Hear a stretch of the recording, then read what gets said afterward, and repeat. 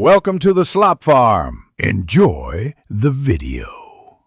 You start by ensuring Discord and Mac OS are up to date, because screen sharing relies on system permissions and app compatibility. Next, open Roblox and sign in.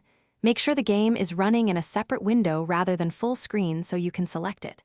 Then join the Discord voice channel or direct call where you want to stream.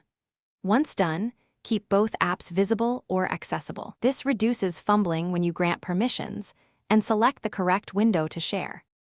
Now you grant macOS permission for Discord to record your screen. Open System Settings, navigate to Privacy and Security, and toggle Screen Recording for Discord.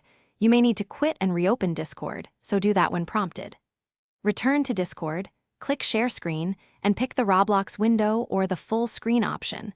Selecting the window reduces notifications and extra tabs being visible.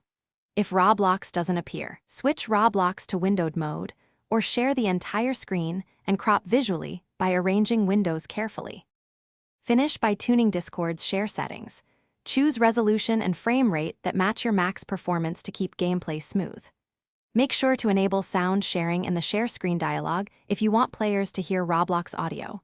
Test briefly with a friend before a longer stream.